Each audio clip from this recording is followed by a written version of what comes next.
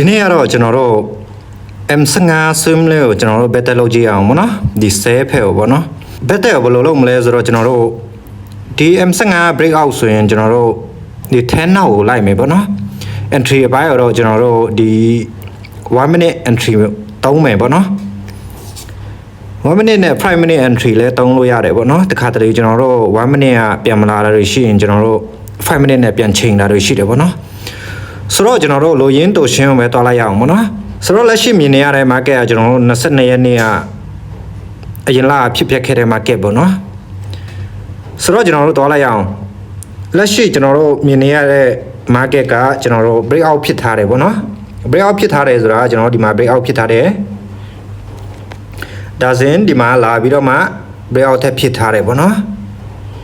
ဒါဆိုရင်ကျွန်တော်တို့ဘာလုပ်လို့ရလဲဆိုတော့ကျွန်တော်တို့ short မယ်ပေါ့နော် short မယ်ဆိုတော့ကျွန်တော်တို့အရင်ဦးဆုံးကျွန်တော်တို့ခုလောလောဆယ် market ကဘာဖြစ်နေလဲဆိုတော့ကျွန်တော်တို့ instrument အရင်ဆွဲထုတ်ရမယ်ပေါ့နော်ကျွန်တော်တို့ဒီမှာကျွန်တော်တို့ instrument ပေါ့နော်ဒါဆိုရင်တော့ကျွန်တော်တို့တင့်တော်တဲ့ဆုံးကျွန်တော်တို့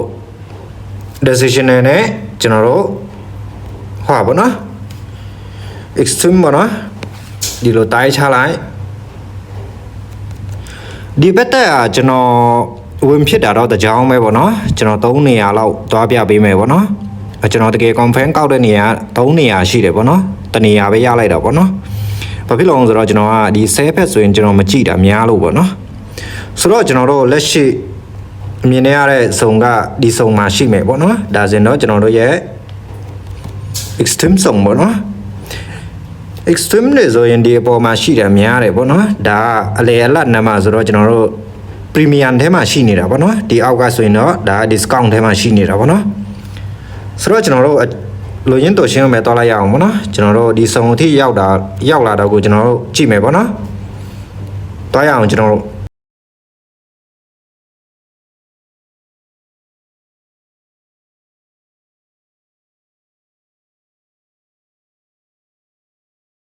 ဆိုတော့ကျွန်တော်တို့စုံထဲကိုရောက်လာပြီပေါ့နော်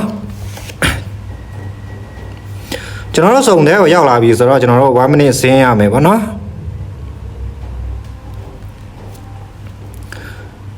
ကျွန်တော်ရစ်တာနည်းနည်းလေးမြန်သွားတယ်ပေါ့နော်စကားပြောနေတာနဲ့ကျွန်တော်တို့ဒီမှာ break out ဖြစ်တယ်ပေါ့နော်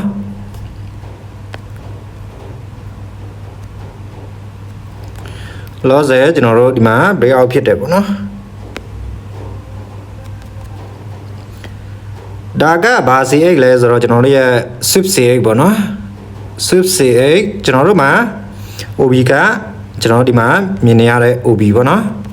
ဒါပထမတစ်ခါလာထက်ပြီးသားပေါ့နော်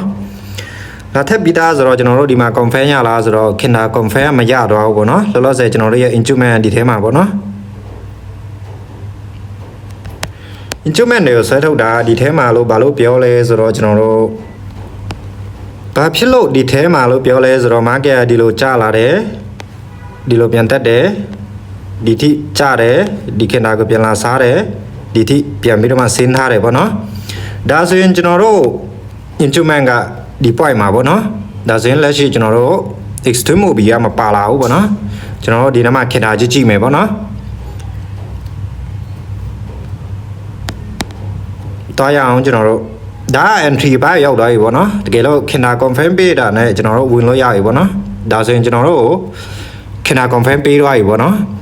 ခင်ဗျာ confirm ဘယ်လိုပေးတာတုံးဆိုတော့ကျွန်တော်တို့ဒီခင်ဗျာရဲ့အရှိဆုံးကိုကျွန်တော်တို့ဒီ BR ခင်ဗျာလာပိတ်သွားတာပေါ့နော်ဒါဆိုရင်တော့ကျွန်တော်တို့ဒီမှာပဲ order တင်ရမယ်ပေါ့နော်ကျွန်တော်တို့ SN ကိုတော့ဒီခင်ဗျာထိပ်မှာပဲပေးမယ်ပေါ့နော်ကျွန်တော်တို့ TP အပိုင်းကိုတော့ swim out ထိသွားမယ်ပေါ့နော် swim out ဆိုတော့ကျွန်တော်တို့လက်ရှိမြင်နေရတဲ့ဒီအောက်ပေါ့နော်ဆိုတော့ကျွန်တော်တို့တွားလိုက်ရအောင်ပေါ့နော်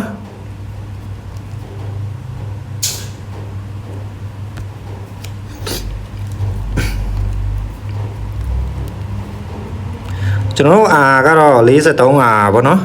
ကျွန်တော်ဒီမှာ market ကထွက်နေပြီမလို့ကျွန်တော်တို့ M15 နေပဲတွားပြလိုက်မယ်ပေါ့နော်နေမှာဆိုလို့ပေါ့နော်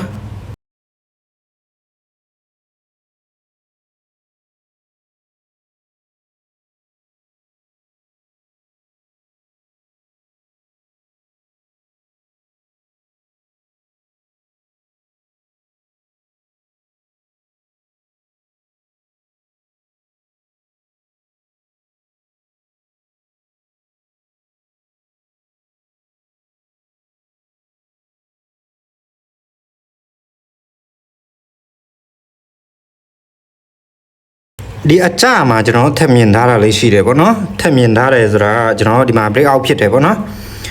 ဒီမှာလာပြီးတော့မှ shift တယ်ဒီမှာ extreme OB ပါလာတယ်ပေါ့နော်ဒီ OB ပါလာတယ်ပေါ့နော်ဒါဆိုရင်တော့ကျွန်တော်ဒီစုံလာတာကိုစောင့်ရမယ်ပေါ့နော်ကျွန်တော်တို့ဘာဖြစ်လို့လဲဆိုတော့ market ရဲ့10ကိုကကျွန်တော်တို့အောက်ကိုကျထားတယ်မလို့ကျွန်တော်တို့အောက်ကိုဆက်လိုက်ဖို့ order ထည့်မယ်ပေါ့နော်ကျွန်တော်တို့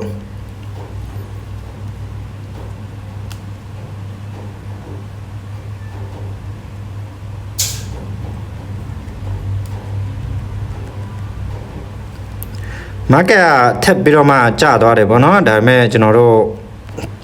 ဒီ low point နဲ့အရန်နီးနေပြီမလို့ကျွန်တော်တို့ဒီ OB ကနေပဲစောင့်မယ်ပေါ့နော်ကျွန်တော်တို့ဒီလောက်မှာကျွန်တော်တို့မစောင့်ပေါ့နော်ဒါလောက်မှာကျွန်တော်တို့စောင့်မယ်ပေါ့နော်ခက်ဝေးပေါ့ခုလောလောဆယ်ဆိုရင်ကျွန်တော်တို့ကပြန်ပြီးတော့မှတက်လာနေပြီတော့เนาะဒါဆိုရင်တော့ကျွန်တော်တို့1 minute ကိုဆင်းမယ်1 minute ကိုဆင်းပြီးတော့မှကျွန်တော်တို့ confirm ကောက်မယ်ပေါ့နော်ဒါဆိုရင်ကျွန်တော်တို့ OB ထဲမှာဝင်ရတယ်ပေါ့နော် OB နားတော်တော်လေးကိုနီးမှကျွန်တော်တို့ဝင်မယ်ပေါ့နော်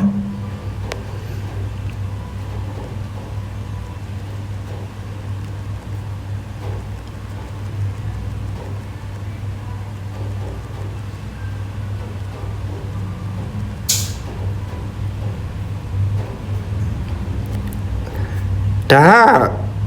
ကျွန်တော်တို့ confirm တော့ဖြစ်တယ်ပေါ့နော်ဒါပေမဲ့ဒါ instrument တော့မပါဘူးပေါ့နော်ဒါဆိုရင်ကျွန်တော်တို့တောင်းလို့မရဘူးပေါ့နော်ဒီ confirm ကျွန်တော်ဆက်သွားရအောင်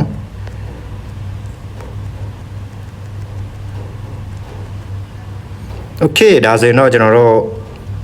စုံလဲတော်တော်လေးကိုနီးသွားပြီပေါ့နော်ဒါဆိုရင်ကျွန်တော်တို့ရဲ့ဒါ sweep the point ပေါ့နော် sweep the point ဆိုတော့ဒါ sweep CA ဖြစ်မယ်ပေါ့နော်ဒါ sweep CAကျွန်တော်လောလောဆယ်ကျွန်တော်တို့မှာဘာမှမရှိထားဘူးပေါ့နော်ဘာမှမရှိထားဘူးဆိုတာကျွန်တော်ဒီမှာဒါ stock move ဆိုတော့ကျွန်တော်တို့ instrument တွေလိုမယ်စုံတွေလိုမယ်ပေါ့နော်လောလောဆယ်တော့ကျွန်တော် order တင်လို့မရသေးဘူးပေါ့နော်ကျွန်တော်ဆက်သွားရအောင်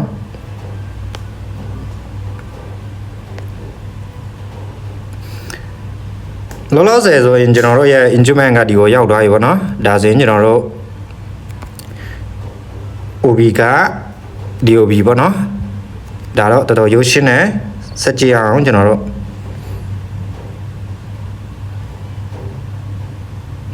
ဒါဆိုရင်ကျွန်တော်ရဲ့ instrument ကဒီကိုပြောင်းသွားပြီပေါ့နော်ကျွန်တော်တို့မှာ decisional နဲ့ extreme ရှိတယ်ပေါ့နော်ကျွန်တော်အကြိုက်ဆုံးကတော့ဘာလို့ဆိုတော့ကျွန်တော် extreme ကိုပိုကြိုက်တယ်ပေါ့နော်ဘာဖြစ်လို့လဲဆိုတော့ကျွန်တော်တို့စိတ်အခြေအနေတွေကကျွန်တော်ဒီ SN ကိုဒီလောက်အထိကာပေးချင်တာမလို့ပေါ့နော်ဒါဆိုရင်တော့ကျွန်တော်တို့ order တင်ထားလို့ရပြီပေါ့နော်ဘာဖြစ်လို့လဲဆိုတော့ကျွန်တော်မှအားလုံးပြည့်စုံပေါ့နော်ကျွန်တော် swift CX လည်းဖြစ်ထားတယ်ကျွန်တော်မှ instrument လည်းရှိတယ်ကျွန်တော်မှ decision လည်းရှိတယ် extreme ရှိတယ်ပေါ့နော်ဒါဆိုရင်တော့ကျွန်တော်တို့ extreme ကနေတင်မယ်ပေါ့နော် market ကိုကျွန်တော်ရိုးရိုးလေးပဲကြည့်မယ်ပေါ့နော်ကျွန်တော်တို့ရဲ့ TP ကအောက်ထိသွားမယ်ပေါ့နော်အောက်ထိဆိုတာကျွန်တော်တို့လက်ရှိကျွန်တော်တို့ TP ထားတဲ့နေရာပေါ့နော်ဒါဆိုရင်တော့ကျွန်တော်တို့ဆက်ပြီးတော့မှ play လို့ရပြီပေါ့နော်ကြည့်အောင်ကျွန်တော်တို့ instrument တော့လာစားနေပြီပေါ့နော်ဒီ point က instrument တော့လာကြိတ်သွားပြီ order တော့မဝင်သေးဘူးပေါ့နော်ဒီအခြေအနေကကျွန်တော်တို့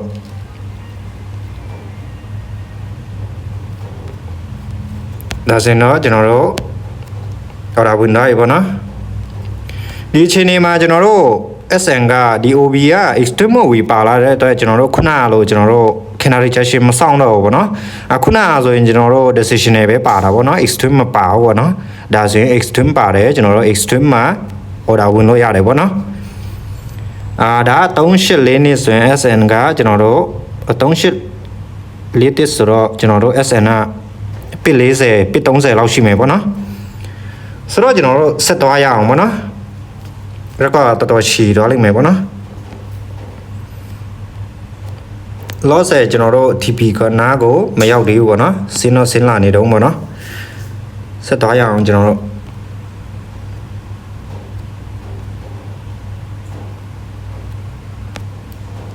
order ထဲတော့နောက်တစ်ချိန်ပြန်ပြီးတော့မှဝင်လာတယ်ပေါ့နော် ဒီခင်တာအော်ဒါတဲ့ကိုနောက်တစ်ချိန်ပြန်ပြီးတော့မှဝင်လာတဲ့ခင်တာပေါ့နော်လောဆယ်ကျွန်တော်တို့နှစ်ခုလုံးက TP ထိသွားပြီပေါ့နော်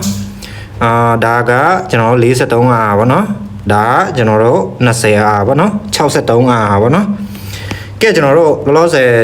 ဘာဆက်ပြီးတော့မှလုပ်မလဲဆိုတော့ကျွန်တော်တို့လောဆယ်ကကျွန်တော်တို့ဒါကိုမ break သေးဘူးပေါ့နော် switch ပဲ switch သေးတာပေါ့နော်ဒါကို break လာမှကျွန်တော်တို့ဆက်လုပ်လို့ရမှာပေါ့နော်ဒါကို break ဒါကိုကျွန်တော်တို့စောင့်ရမယ်ပေါ့နော်ဆက်သွားရအောင်ကျွန်တော်တို့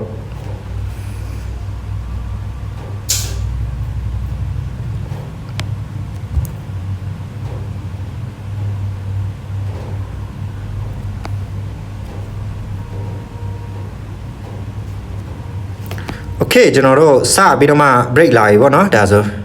ကျွန်တော်တို့ break လာပြီဆိုရင်ကျွန်တော်ဘာကိုအရင်ဆုံးကြည့်လဲဆိုတော့ကျွန်တော် instrument ကိုအရင်ဆုံးကြည့်တယ်ပေါ့နော်ဒါဆို instrument ကဒီနေရာမှာပေါ့နော်ဒါဆိုရင်ကျွန်တော်တို့ရဲ့သူ့ရဲ့ OB က extreme OB ပေါ့နော်ဒါကျွန်တော်တို့ဒီ လာရင်ကျွန်တော်တို့1 minute ဖြစ်ဖြစ်5 minute ဖြစ်ဖြစ်ကျွန်တော်တို့ confirm ရရင်ကျွန်တော်တို့ပြန်ပြီးတော့မှ shot မယ်ပေါ့နော် shot မယ်ဆိုတာဒီထိ shot မယ်ပေါ့နော်ကျွန်တော်တို့ TPO ဝေးကျွန်တော်တို့သွားမထားသေးဘူးပေါ့နော်လောဆယ်ကျွန်တော်တို့အတူအရင်စဉ်းစားမယ်ပေါ့နော်ဆိုတော့ကျွန်တော်တို့တော်လိုက်ရအောင်ပေါ့နော်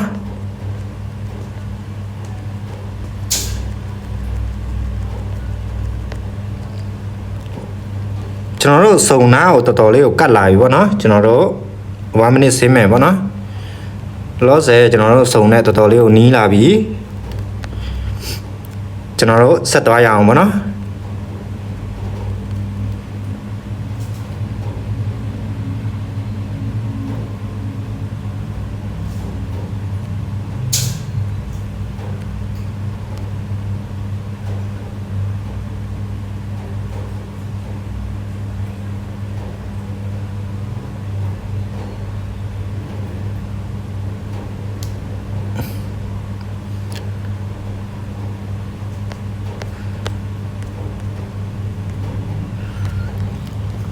โอเคကျွန်တော်တို့ OB ကိုဝင်လာပြီပေါ့နော်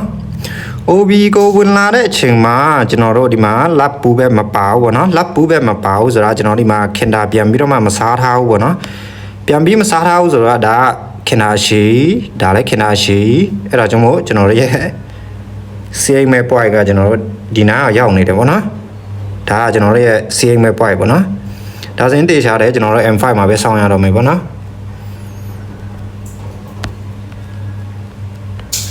ဒီ point ကကျွန်တော်တို့အတူတူပဲပေါ့နော်ဒါဆိုရင်တော့ကျွန်တော်တို့ဒီ point ပဲစောင့်ရတော့မယ်ပေါ့နော်တော်တော်လေးကိုဝေးတယ်ကျွန်တော်တို့ဆက်ပြီးတော့မှသွားရအောင် M5 နဲ့ပဲသွားလိုက်ရအောင်ပေါ့နော်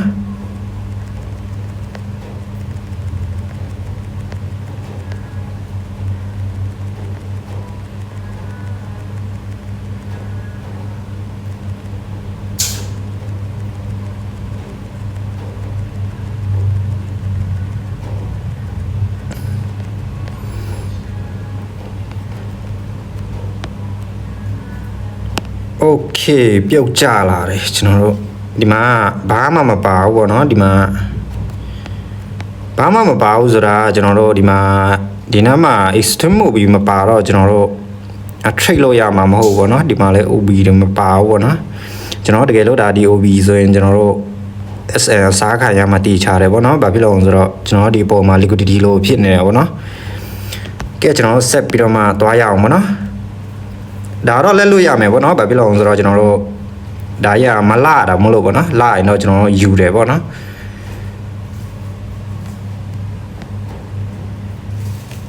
ကျွန်တော်ထင်တယ်ပေါ့နော်ဒါဝင် SN ထိမယ်ဆိုတာထင်တယ်ပေါ့နော် loss အောက်ကို break ဒါဆက်ဆောင်ရမယ်ပေါ့နော်ဒါကျွန်တော်တို့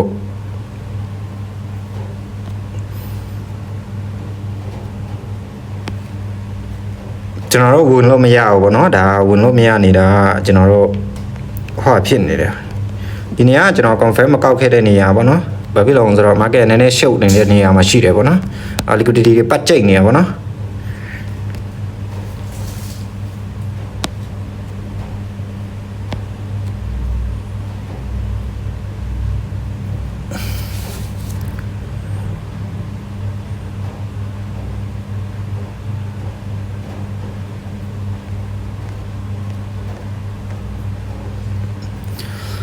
Okay ဒါဆိုရင်တော့ကျွန်တော်တို့ break သွားပြီပေါ့နော်ဒီ live break သွားပြီပေါ့နော် break သွားပြီဆိုတော့ကျွန်တော်တို့ဘာကိုအရင်ဦးဆုံးလုပ်မလဲဆိုတော့ကျွန်တော်တို့ instrument ပေါ့နော်ဒါလောလောဆယ် instrument ပေါ့နော်ကျွန်တော်တို့လောလောဆယ်မြင်နေရတဲ့ OB တွေကဒီနာ OB တွေဒီနာ OB တွေပေါ့နော်ဒီနာ OB တွေဒီနာက OB တွေပေါ့နော် OB နှစ်စုံရှိမယ်ပေါ့နော်ကျွန်တော်ဆက်သွားရအောင်ပြန်လာမလားလို့ပေါ့နော်ဒါဆိုရင်ကျွန်တော်တို့ရဲ့ instrument ကဒီကိုရောက်သွားတာပေါ့နော်ဘာဖြစ်လို့လဲဆိုတော့ဒီခဏပြန်စားထားပြီးတယ်ပေါ့နော်ဒါဆိုရင်ကျွန်တော်ဒီမှာစောင့်မယ်ကျွန်တော်ဒီမှာလည်း liquidity တွေရှိတယ်ပေါ့နော်ကျွန်တော်ဒီစုံလာတယ်ဆိုရင်ကျွန်တော် confirm ရရင်ကျွန်တော်တို့ trade မယ်ပေါ့နော်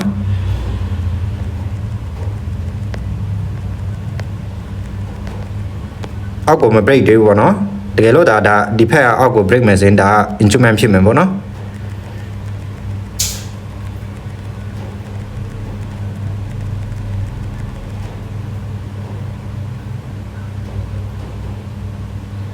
market ကကျွန်တော်ဒီနားကနေပဲဆင်းချင်နေတယ်ကျွန်တော်လောလောဆယ် OB ကဒီနားရှိတယ်ပေါ့နော်ကျွန်တော်တို့ကြည့်မယ်ပေါ့နော် market ဘယ်လိုလုပ်ဖြစ်နေလဲဆိုတော့ Okay ဒါဆိုရင်တော့ကျွန်တော်တို့ဒီနားကိုထိုးဆင်းနေတယ်ပေါ့နော်ဒါ confirm ဖြစ်မယ်ပေါ့နော်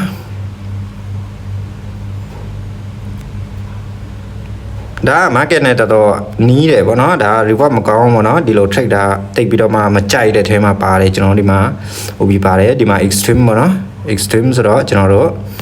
ဒါက instrument ဒါက breakout ပေါ့နော်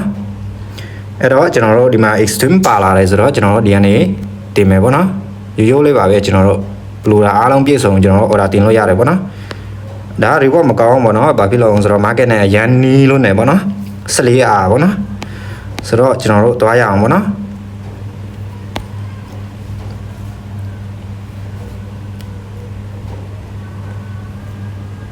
ကျွန်တော်တို့လောလောဆယ် instrument check ပြီးတော့မှအောက်ကိုဆင်းချင်နေတယ်ပေါ့နော်ဒါပေမဲ့ကျွန်တော်ရဲ့ rule ကကျွန်တော်တို့ extreme မှာပဲမလို့ကျွန်တော်တို့ extreme မှာနေပဲစောင့်ရမယ်ပေါ့နော်ဒါဆိုရင်ကျွန်တော်တို့ order ကိုလာပြီးတော့မှယူသွားပြီပေါ့နော်ဆက်ဆင်းမလားဆိုတာကျွန်တော်ကြည့်ရအောင်ပေါ့နော်